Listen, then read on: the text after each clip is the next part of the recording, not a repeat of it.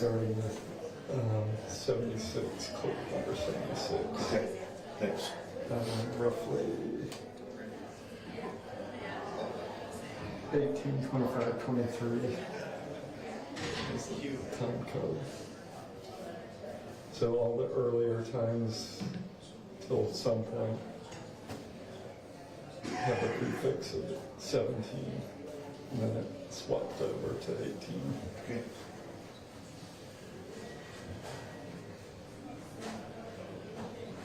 Okay, so we just concluded the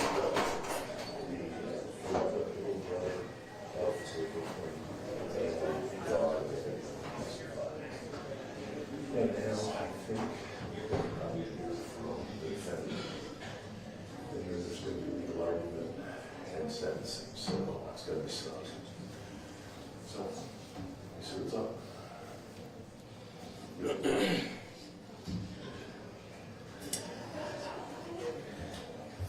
You know, he's telling everyone he's in charge for life at 6. Yeah.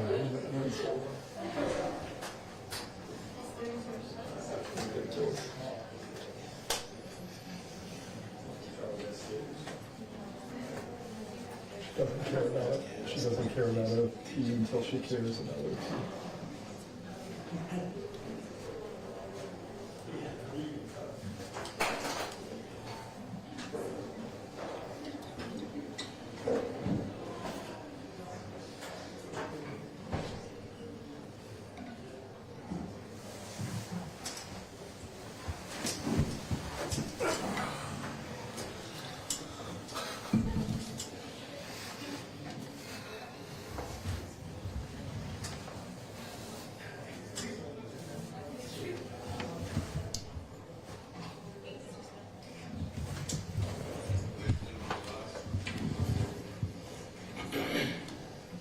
Everybody be seated, please.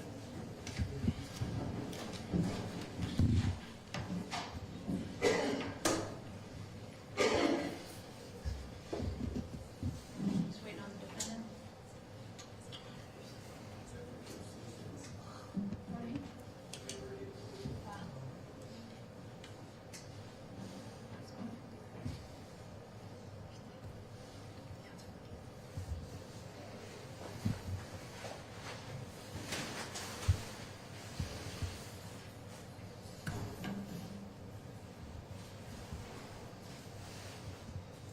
All right, we're back on the record. Defendant's back with counsel. States represented by Mr. Williger and Ms. Schwartz. Ready to proceed? Yes, sir. Okay.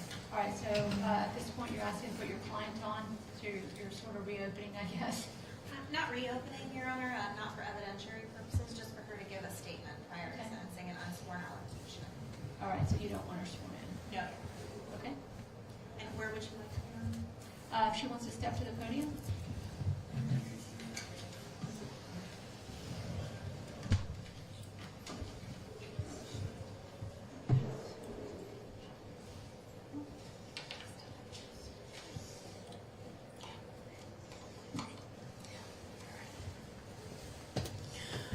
Good afternoon, Your Honor.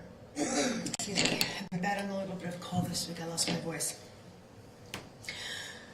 When I was 16 years old, I decided to apply to college and study biology and pre-med because I wanted to be a doctor. I wanted to help people through their pain and suffering, but more importantly, I wanted to heal people. The first line of the Hippocratic Oath reads, "I will do no harm." On March 25th, 2022, I did the opposite of that. I did harm to someone else, and my entire being was crushed. My career path took a different course than medical, but my morals, values, and ethics have always remained the same. And I've had time to consider things like some of the good that came from my career. Through my time in the industry, I was able to help people from one end of the spectrum to the other. I entertained and brought happiness to some people's lives. Once I was able to help a stranger who was having a seizure at one of my appearances at a convention. And I've made terminally ill children's wishes come through the Make-A-Wish Foundation. I have done something horrible, but I am so much more than the worst that I have done. I try to think about the good I've done Because when I sit alone thinking about what I did to the Lasser family that tragic day, from a stupid decision, I feel the regret and remorse deep inside my soul. I know that they don't get to rest knowing he's gone. Because when I was 20, I lost my father as well, to heart disease. And just last August, my 87-year-old mother passed away while I've been incarcerated. I never got to say goodbye to her, just as they didn't get to say goodbye to their beloved family member. I know how it feels, how it hurts, how it tears your heart out. And for that, I'm truly, truly sorry. I know my words are not enough, but please know that I think about you every day. Every second of every day. And I know I will do whatever I can to make the changes I need to make sure this never happens again. No one should have to go through this. And please know that every single second of every day since the crash, I have wished I could trade places with you. I try to think back to what caused my downfall. And I think it started with the death of my fiance, Chris, in 2005. He was tragically taken from this world. And I hated myself for not being able to change things for him, to heal him and care for him, and keep him safe. But what followed was a huge string of mistakes that I should have learned from. I should have learned, but I couldn't connect my mind to my heart to do the right thing. There are many things in my life that I wish I would have done differently. But they say everything happens for a reason. I refuse to go backward and make the same mistakes again. Because the pain I feel in my heart for what happened is indescribable. It haunts me daily and each night in my nightmares. But the only way to fix it is to truly change my path. If I could turn back time, I would. If I could find a way to change the events that happened that day, I would in a heartbeat. If I could bring Mr. Lasser back and take his place, I would in an instant. I feel that if I was given the chance to change, to redeem myself, and if I used my resources, my personal experiences, my history, and a little bit of the fame that I garnered a long time ago, I can be a true asset to the community by helping to educate our youth and adults about the dangers of drinking and driving, the dangers of not having your mental illness properly treated, and the catastrophic events that can result from it. A precious life was lost that tragic day, and I'm so incredibly sorry for that. I would ask that you give me the opportunity to atone for what I've done, and then to be released and decided to contribute to it in the most positive way possible. Thank you. All right, thank you.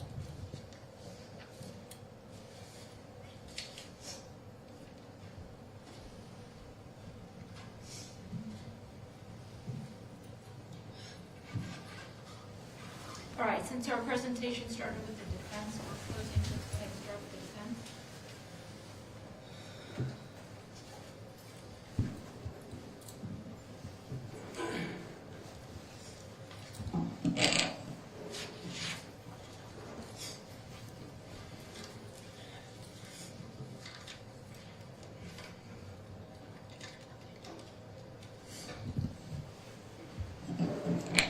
Thank you, Judge. A bit of housekeeping. I like to renew our previous objection to, we talked about it at sidebar, you considering the uncertified documents. We do not have any additional, you asked for additional case law, I do not have it, but we'll renew our objection to that. I'd also like to start by acknowledging the score sheet and the maximum sentence. We talked briefly about the Gabriel case. It's our position that the maximum, the statutory maximum in this case is 20 years. We acknowledge that Gabriel, which is found at 314 Southern 3rd, 1243, is the state of the law in Florida. but we object to its application to Ms. Sytch. The statutory language at issue is plainly ambiguous, and the state Supreme Court in Gabriel should accordingly have applied the rule of lenity. Courts should apply the rule of lenity where a reasonable doubt persists about a statute's intended scope, even after the review of the language of the statute and the policies that motivated its passage. I have two cases to cite. One is called Moskal versus United States, 409 U.S. 108. I'm sorry, give me that say one more time. I can, Judge. I also brought copies for you in the state. That case is Moskal, Moskal, 409 U.S. 108. All right, you have a copy? I do.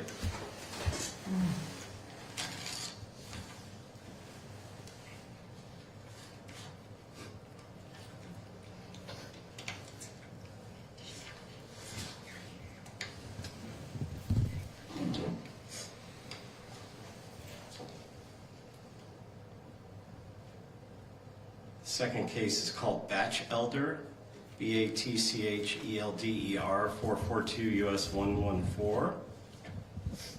I have a copy of that one coming to you now. Thank you. And that case stands for the proposition that a sentencing statute denies the federal guarantee of due process if it does not afford fair notice of penalty that applies to criminal conduct.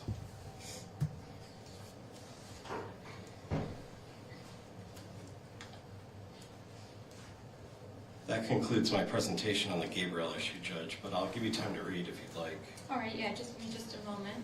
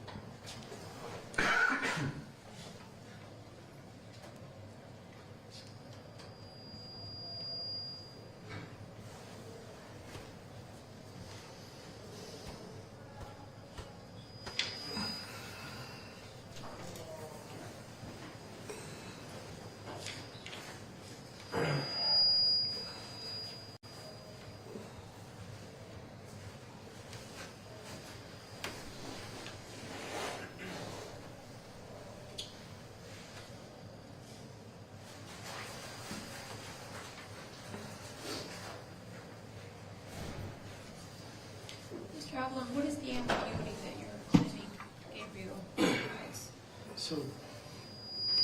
So Judge, I wasn't expecting to, I'll answer your question, I wasn't expecting you to go against the Florida Supreme Court today. We do acknowledge that Gabriel is good law in the state of Florida. The ambiguity rests in the application of the statute, basically enhancing the sentencing punishment for a criminal defendant. And that's where the ambiguity lies. And so the thrust of the argument is that the rule of lenity should have been applied.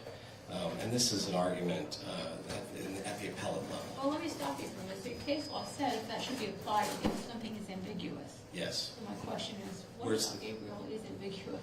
Right. And so it's the application to the thrust of our argument then, Judge, is that the defendant is not on notice. That's ambiguous. Coming into the sentencing, that they're not on notice about it. And they're facing an enhancement, and they're not noticed. Was this not the same score sheet that was provided at her plea? We've been provided this score sheet, yes, Judge. So when she entered her plea that day, she was aware that she scored beyond the statutory maximum. That's for that count, right? Yes. Okay.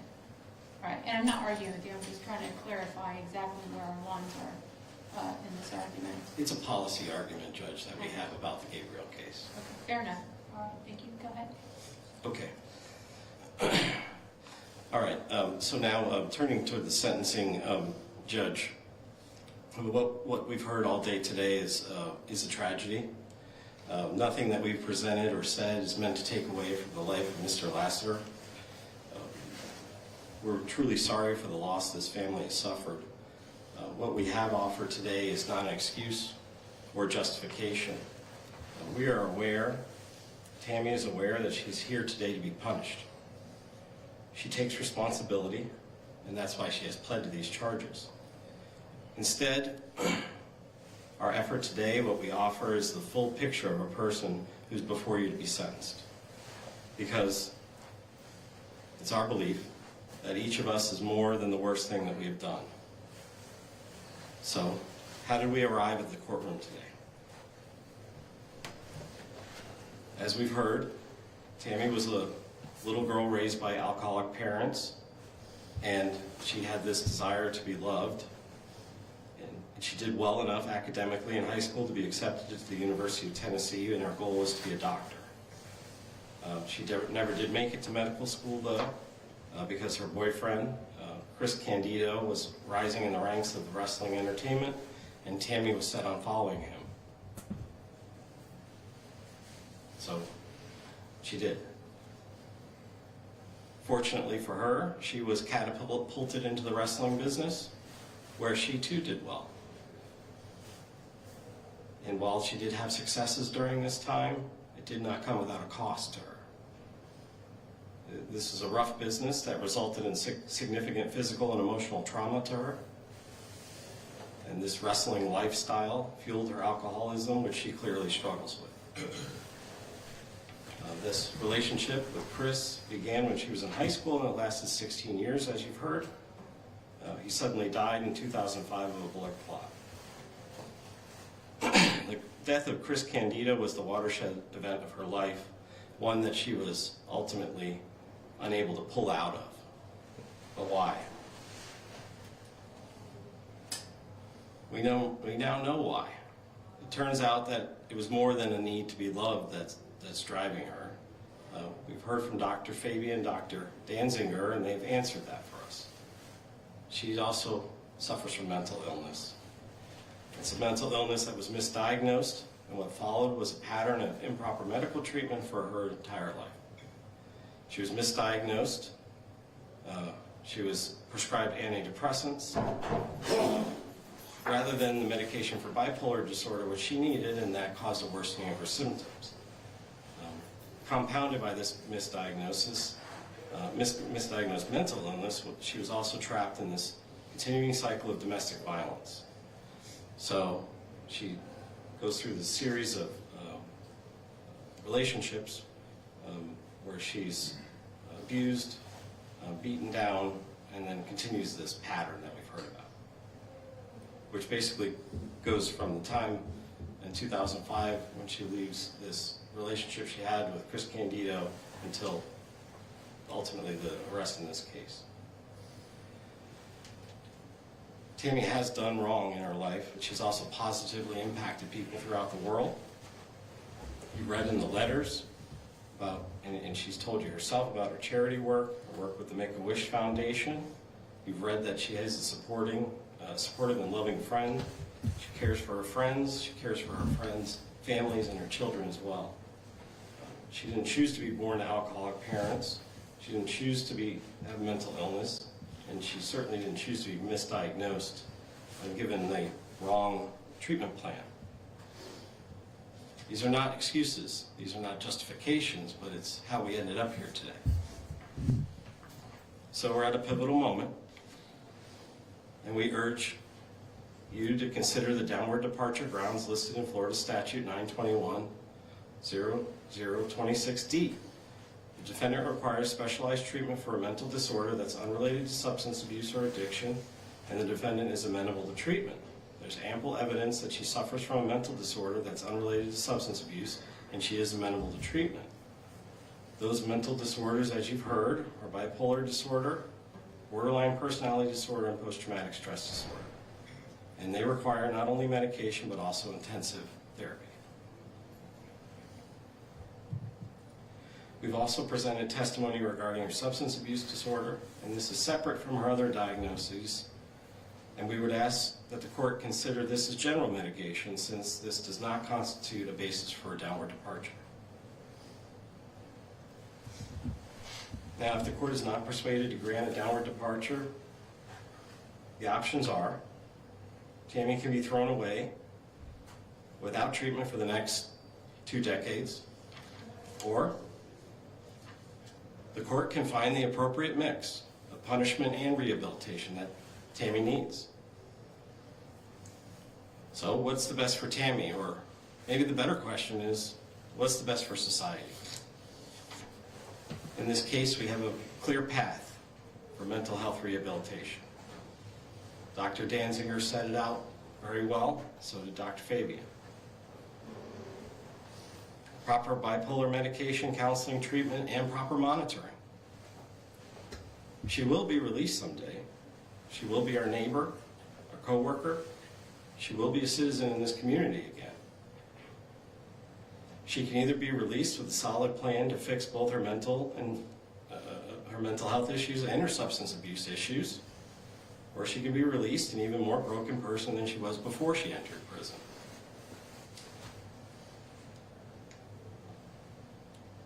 Through Dr. Fabian and Dr. Danziger, we finally identified the right way to allow Tammy the chance to let her positive attributes lead, rather than let her mental illness and substance abuse lead her.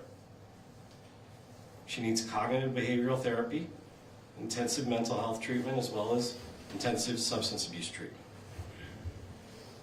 And in the sentencing memo, the state suggests 6 months of probation. Her issues cannot be fixed in 6 months of probation. 6 months of probation would be setting her up and society up for failure. These issues took a lifetime to build, and they'll take years to fix. Now, Judge, you heard a preview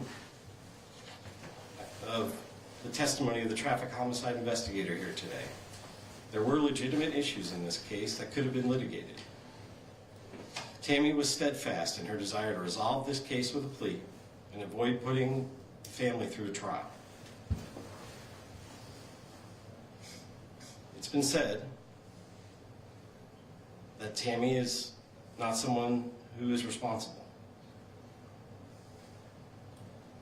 She is someone that takes responsibility. She accepts responsibility. That's what she's done here today. You heard it from her directly. She's done that today. She's accepted responsibility. She knows she's here to be punished, and that's what she's done.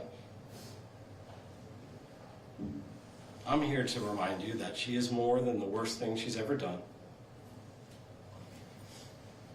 Give her an opportunity to accept her punishment, but also be properly rehabilitated with a lengthy term of probation, including both mental health and substance abuse treatment.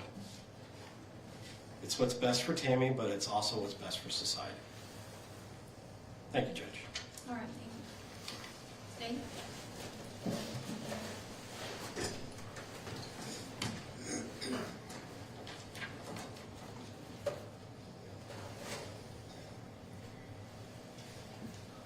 Steve, do you have a clean copy of the score sheet for today? I do, Judge. It's consistent with what we filed at the plea. Yes, Your Honor, providing the defense for their review as well. Again, no objection from the defense. No objection, Judge, other than previously stated. Well, talk about that. Sorry, I Talk didn't hear about you, Judge. I said, let's talk about that. You're talking about the priors? Oh, no, just the Gabriel argument. Oh, just the Gabriel argument. All right, so you're not contesting the priors. Correct. All right, thank you. Judge, as to the Gabriel argument, the two cases I'll just distinguish. Obviously, as to the Moskal case, I don't think the defense has presented an ambiguity argument.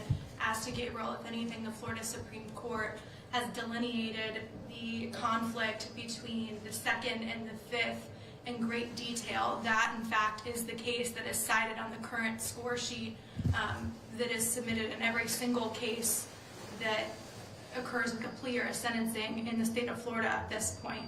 As to the Balcheddar case, I would just distinguish that one briefly because the two different statutes that were cited, this case states that the substantive elements are identical and that the statutes are identical except for the penalty provision.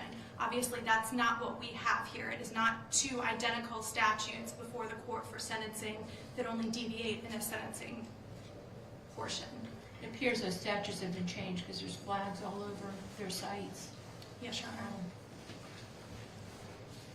As to the request for downward departure, obviously at that point the court has two different considerations. The first prong is that the defense has to show and present evidence that she qualifies for the downward departure. And then the second prong is if the court finds that she does qualify for a downward departure, should the court entertain a downward departure. As far as the evidence presented by the defense, I would just point out that there's been testimony here today in reference to prior medication that she was taking, prior treatment that she's received. I would just point out that we don't have any of these records. Anything that she was on is all self-reported by the defendant. We haven't seen a single prescription. I'd also argue to the court that treatment and medication are both available in the Department of Corrections. And I'd also argue that even though the doctors have tried to distinguish and delineate the substance abuse issue from the mental disorders, it's the state's argument all of this is intertwined. However, even if the court finds that they've met that burden, I would argue to the court, and really the rest of the state's argument is pertaining to why the court should not downward depart. It starts with the defendant's criminal history, and it's clear from her criminal history that time after time after time, the defendant is ignoring the law, ignoring court orders, and every single prior that she has is either involving illicit substances, driving offenses, or disregard for authority. So starting with Connecticut back in 2012, she's convicted of violating a protective order, which was a felony in Connecticut. She was sentenced to 3 years of jail that was suspended with 2 years of conditional discharge. So we point out that That's not in the score sheet, though. correct. And the score sheet was submitted at the time of the plea. Subsequent to that, we've outlined and gone through a deep dive of her criminal history. So I acknowledge that they're not on the score sheet. But that violation of protective order, again, is a court order that she is failing to abide by. Then you move to her New Jersey history.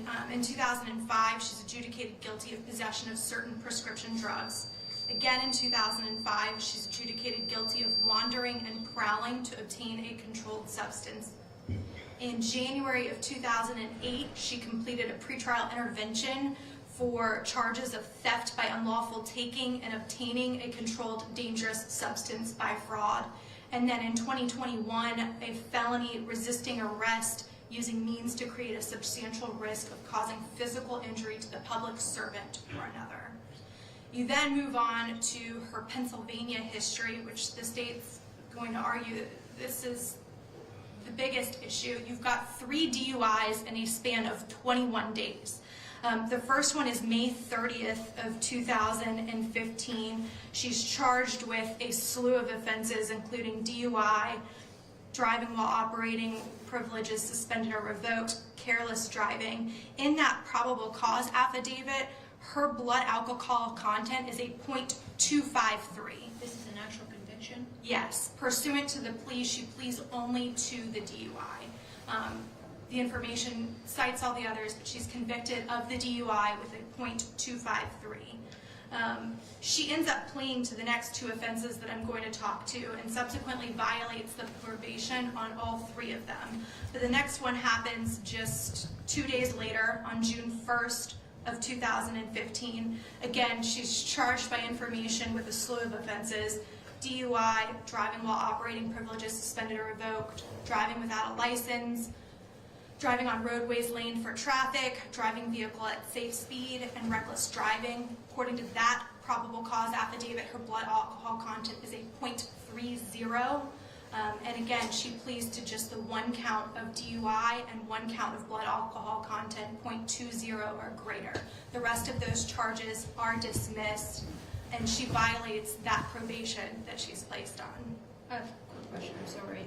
On the DWLS that you mentioned from May 30th, 2015, do you know the reason that the license was suspended at that point? I don't judge. Do you know the reason her license was suspended in March of 2022? She never has a license here in the state of Florida. She has this suspended license in Pennsylvania. Right, what was the reason for that suspension, do you know? No. Okay, fair enough, thank you. Then we move to June 20th of 2015. So again, that span of 21 days, she picks up her 3rd DUI. She's arrested for DUI, driving without a license, driving on roadways laned for traffic, and careless driving. On that one, she pleads to the 1 count of DUI. The remaining charges are dismissed pursuant to a negotiated plea. On that one, her blood alcohol content was only a .078. But again, she pleads to all 3 of those cases.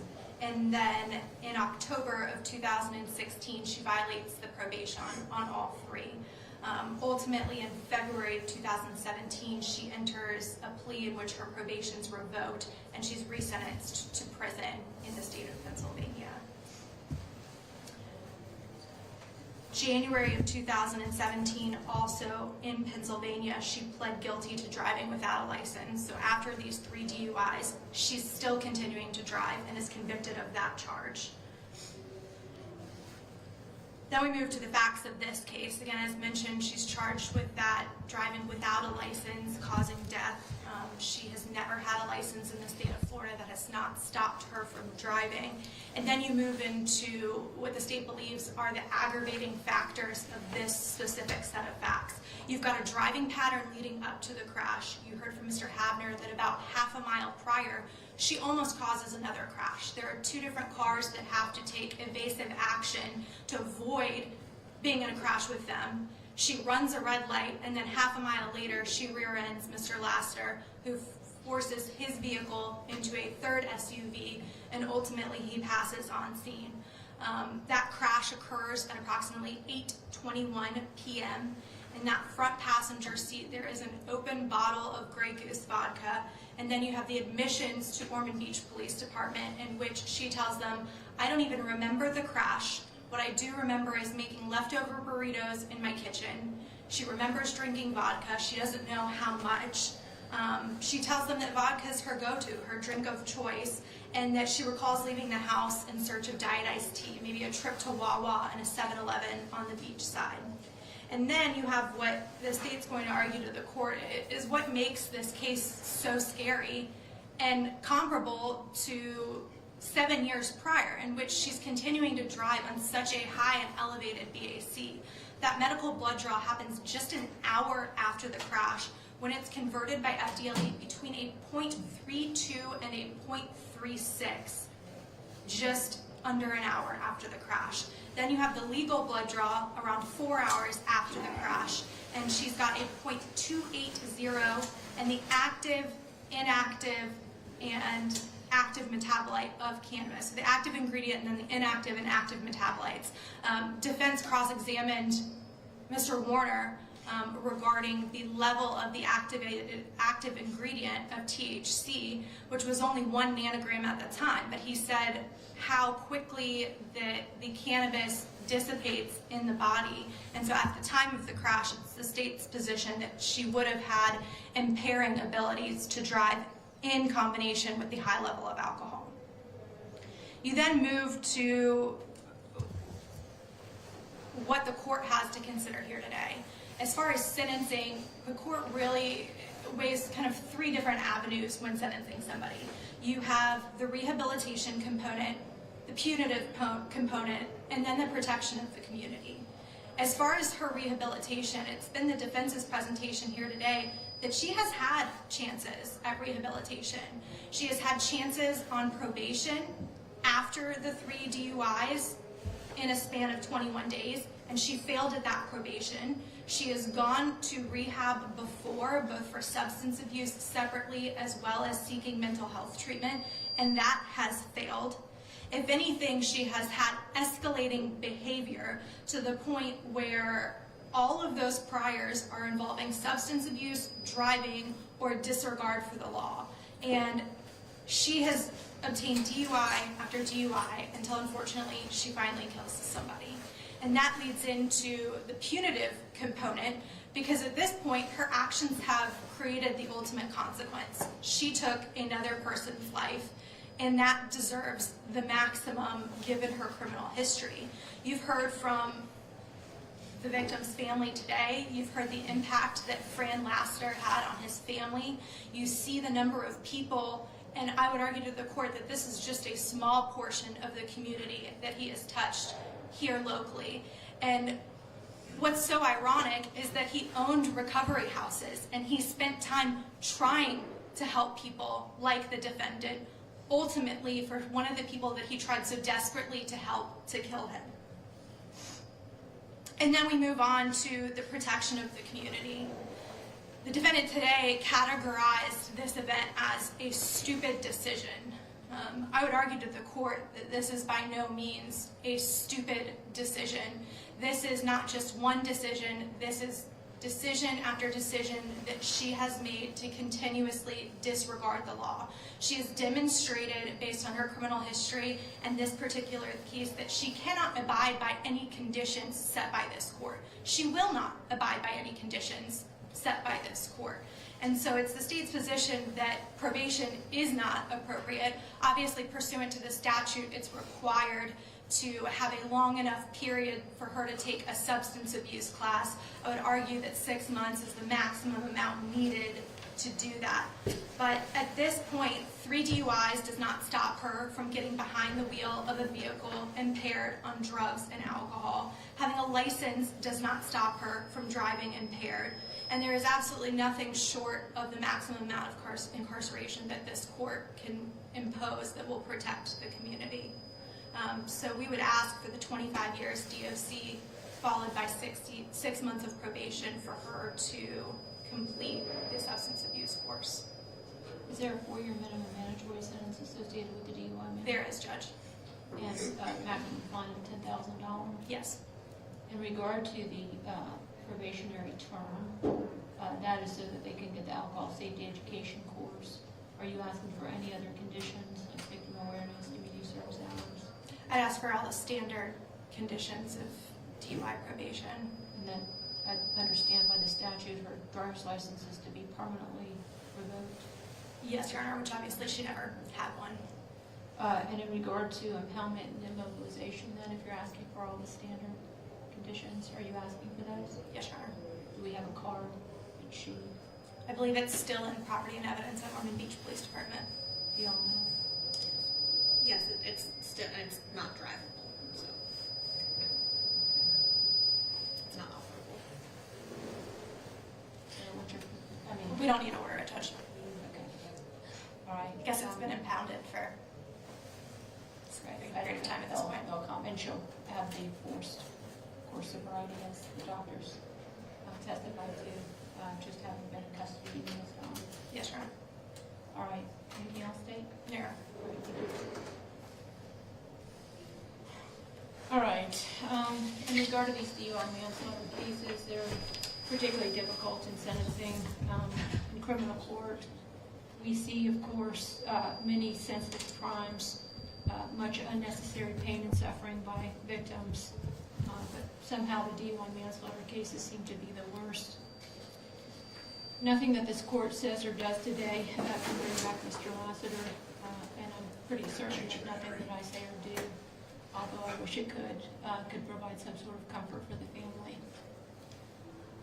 Mr. Lassiter, although I'll mention, of course, every human life has infinite value.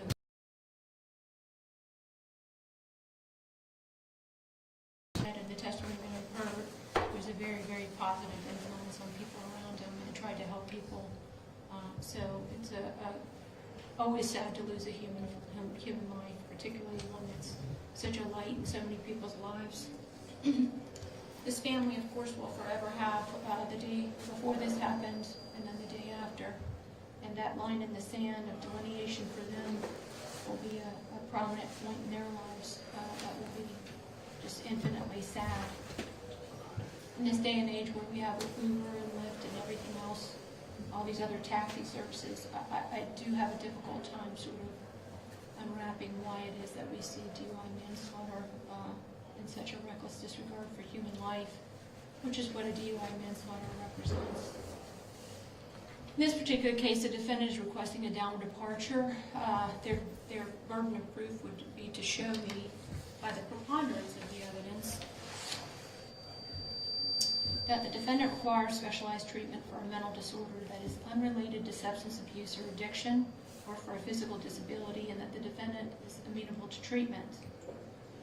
While I credit the efforts made by the defense in regard to bringing the two very qualified doctors in to testify, this court has some concerns in regard to whether the preponderance of the evidence has been met. And candidly, when the court has questions in its mind, the reality is somebody has a burden of proof. Questions for this court, given the long history of the substance abuse by the defendant and the overlapping symptoms of the mental illness or the substance abuse, can't say by the preponderance of the evidence that it's unrelated. The substance abuse treatment clearly began long before any symptoms that they've described for me of the mental illness that they're diagnosing. In fairness, Dr. Danziger met with her, I believe, one time. Dr. Fabian met with her 3 times. And a lot of their information was based on her self-reporting. In addition to that, the state made the point across that when I'm looking at the language that says require specialized treatment, well, part of that specialized treatment was a mood stabilizer, which I think was pretty much conceded could be provided in the prison system. So I can't say by the preponderance of the evidence that the grounds for the downward departure have been met. Had I found that, though, I do want to go ahead and say, to the question of whether the court should depart. Even had the court found that the downward departure was met, this court can't say that this is a case where it should depart. The facts of this case are fairly egregious. The defendant admits to drinking vodka before driving in her kitchen while she's preparing, I guess, burritos. Her blood alcohol is very, very high. Though low level, she has some THC in her system. There's an open bottle in the front seat of the car of the vodka that she's drinking, apparently. She runs a red light just prior to this accident, almost causes another accident, slams into the back of this decedent, Mr. Lassiter, so hard that he hits the car in front of him. While he's stopping at a red light at, before 8:30 p.m. in the evening.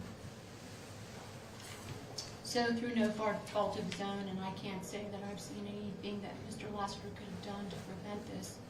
Unfortunately, we have the death of Mr. Lassiter. In mitigation, I do have to acknowledge a few things.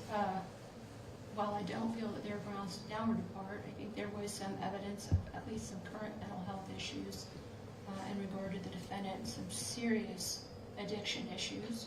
She has had some tragedy in her life, although candidly many of us have, and unfortunately it doesn't really relieve the responsibility of a crime like this.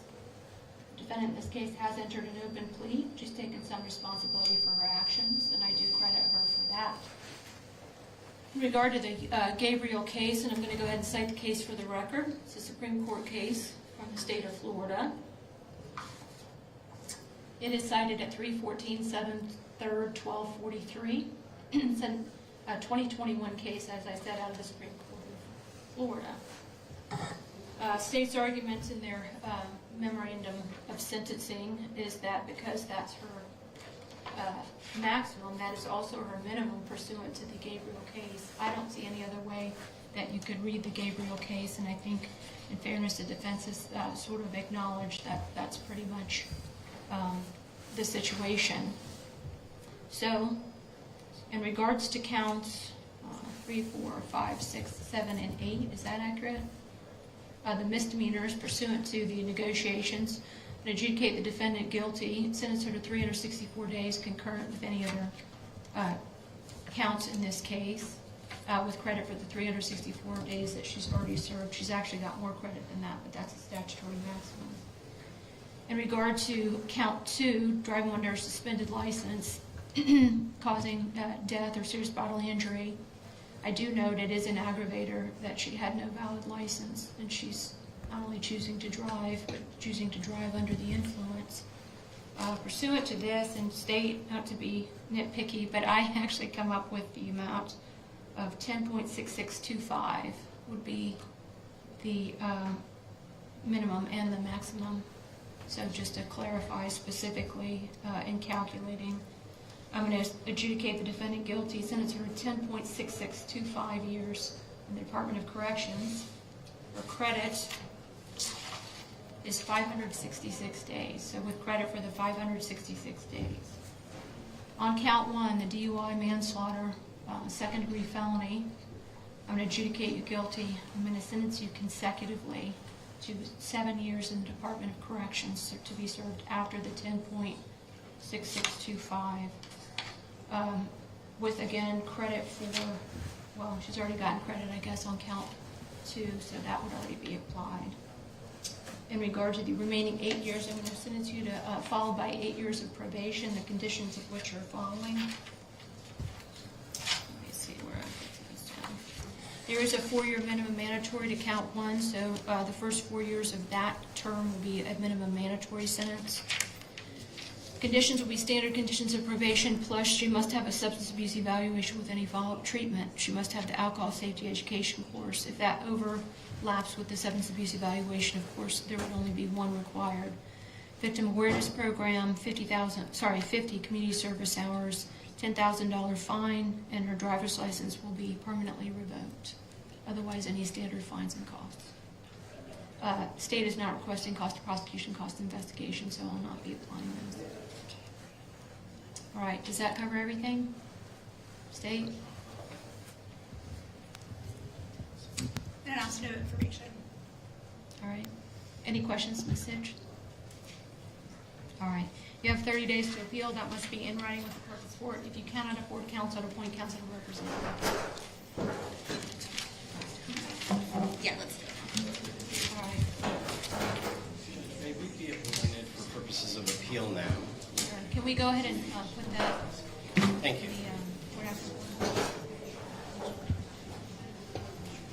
All right. Court's in recess.